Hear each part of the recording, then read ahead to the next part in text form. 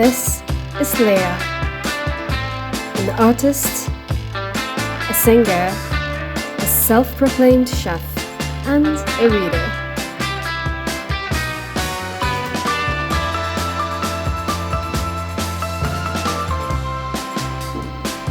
A few weeks back, I visited my hometown.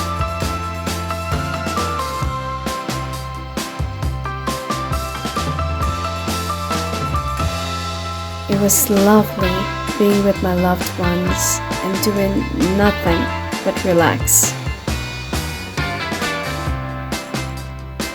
However, there was one habit that I seemed to continue: reading.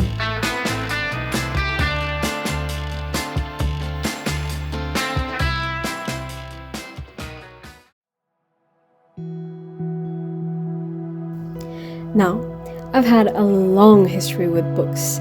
Ever since I was young, my parents would bring me graphic storybooks and they would read me the stories. And ever since the entirety of my high school days, we had this event once a year where the Scholastic Publishing Company would come over with their wide genre of books, and it was a mandate for me. I'm not from the other end, but voluntarily, it was a mandate for me to get at least one book, and I would always get myself fiction books. I have a good collection of the Goosebumps series by R.L. Stine by now, and I remember my first Goosebumps book being Slappy New Year, after which something triggered in me and I would always get myself Goosebumps books. Hall of Horrors, Why I Quit Zombie School, Dr. Maniac Will See You Now, My Friends Call Me Monster, The Wizard of Ooze. And it's just a beautiful journey that I've had, a beautiful experience with all of the fiction books that I would get. I would also get myself Enid Blyton's books. My favorite has been the Riddle series, the 6-part series. It's amazing. And till last year, I still got myself fiction books, and I think Cecilia Ahern's Lyrebird is one of them. This has been an emotional baggage in itself. I have always loved reading fiction books because of the stories, because of the plots, the sudden shifts, the characters. I know it's not true and it's something that is made up, but there is something that gives me hope, optimism.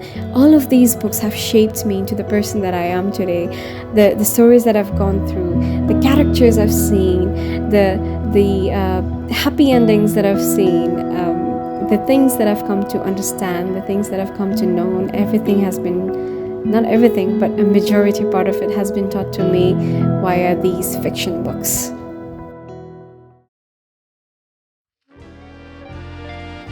So how did I change from being someone who reads fictional books to a self-help or productive book space?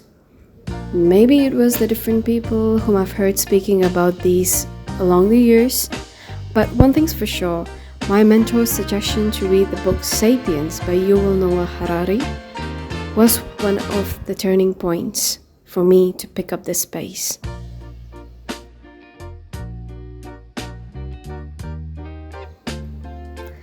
The way I stayed consistent with my reading habit is to build a strategy.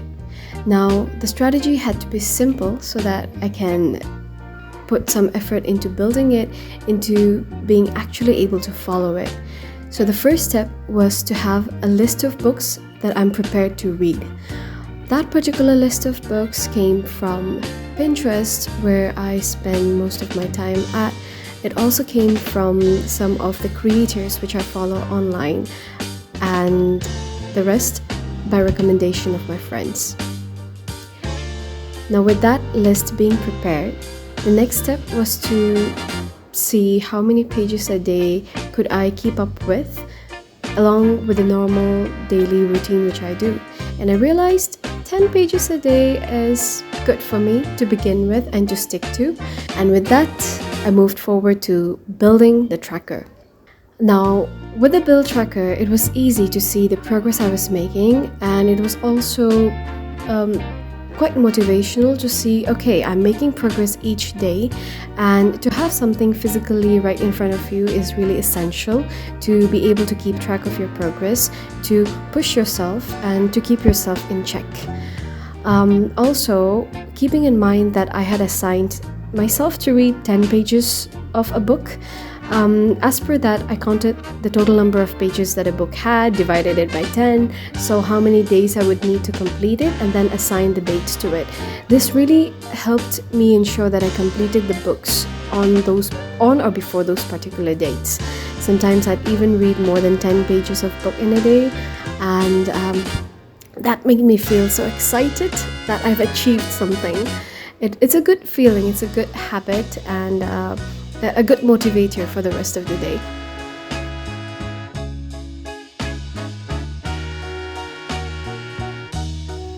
I'll take you through some of the books that have really stuck with me.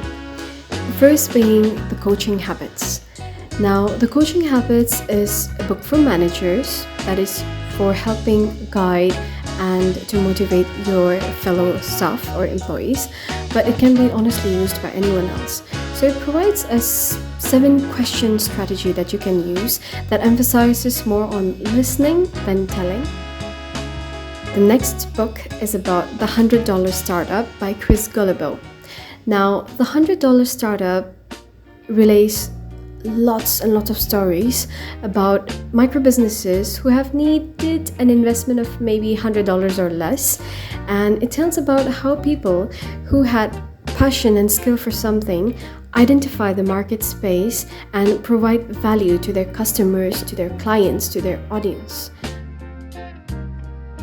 This book is called The Diary of a CEO by Stephen Bartlett. Now, The Diary of a CEO is also a book, and this guy, Stephen Bartlett, also has a podcast in the name of The Diary of a CEO, both in YouTube and other audio podcast spaces. So this guy gives 33 laws for success in business and in your personal life.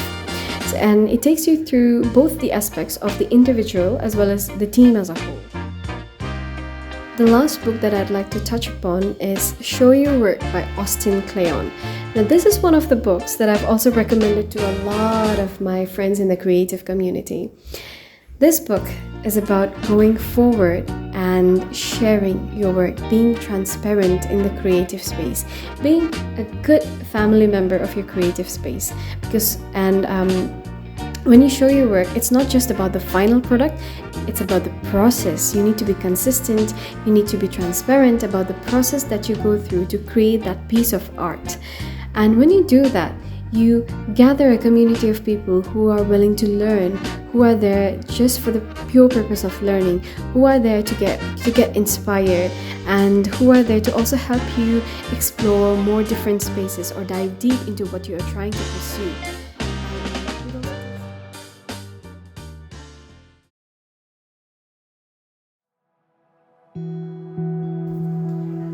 And here it is, the conclusion. Now, the reason I've told you the entire story about my reading journey is because of these lessons that I've learned. The first and foremost is discipline. The discipline aspect of it, from reading books for the past 7 to 8 months, has taught me what works for me and what does not work for me in trying to stay committed to any of the habits or actions that I want to stay committed to. So that's a self-discovery that it has given the gift to me. So discipline is one thing that I've learned and acquired. The second thing, it's not quite a lesson, but it is something general but should be stated, is the wide perspectives, experiences, and the skills that you get to know and learn about from people who have lived much longer than you.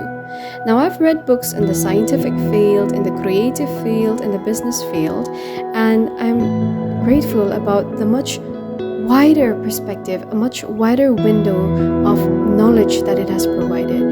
I honestly, in my experience, have not gathered this much of knowledge from doing any other activity other than reading.